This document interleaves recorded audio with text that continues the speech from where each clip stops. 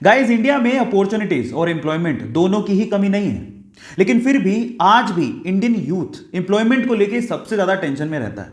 यार, ये जॉब क्यों नहीं मिल पा रही? क्या आपने कभी सोचा है?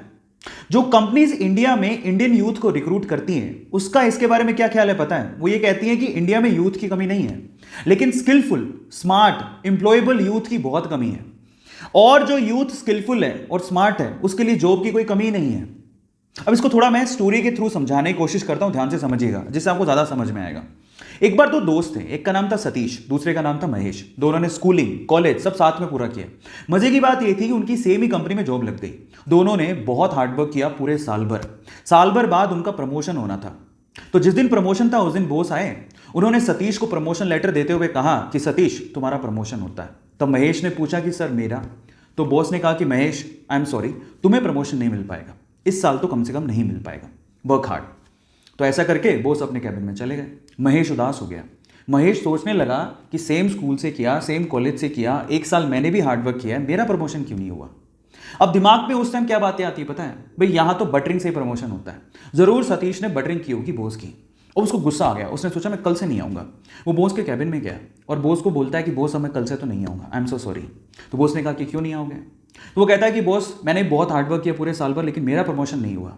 अब मुझे ऐसा फील होता है कि इस कंपनी में सिर्फ बटरिंग करने वालों का ही प्रमोशन होता है। मतलब वो डायरेक्टली सतीश पे ब्लेम लगा रहा था कि सतीश ने बटरिंग की है, लेकिन बॉस तो ये जानता था कि सतीश ने बटरिंग नहीं की है, सतीश ने वाकई में हार्डवर्क किया है, वो स्मार्ट है, महेश से स्मार्ट है।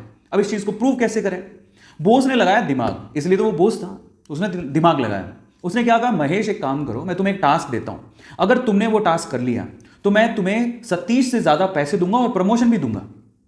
महेश ने कहा ठीक है।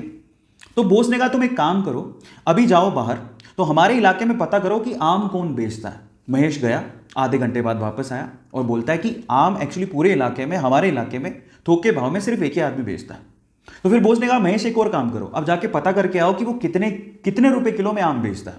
वो गया, वापस आया, वापस आके बोलता है कि वो 50 रुपए किलो में आम बेचता है।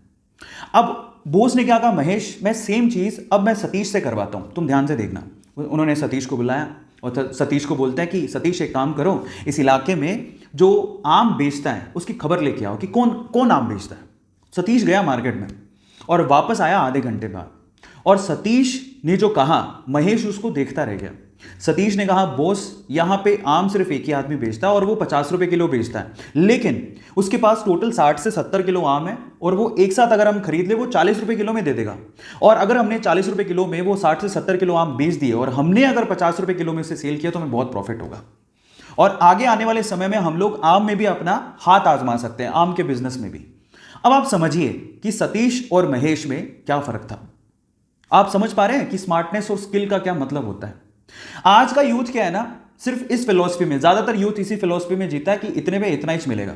जब आप ये सोचते हो कि इतने में इतना ही मिलेगा तो प्रमोशन की आस आपने रखी क्यों है? वो बहुत इंपॉर्टेंट है। मैं हमेशा एक बात बोलता हूं, आप जिस भी कंपनी में काम कर रहे हो या आप जो भी करना चाह रहे हो, अगर वो आपको 100 रुपए देती है ना, तो आप 50 रुपए का काम करके मत दो, आप उसको 200 रुपए का काम करके दो। आप उसको अपना आदी बनाओ।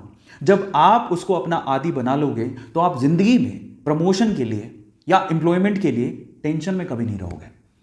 तो अब आपको समझ में आया होगा कि एक्चुअल में क्या मीनिंग है, क्यों लोग एम्प्लॉयमेंट को लेके इतना टेंशन में रहते हैं।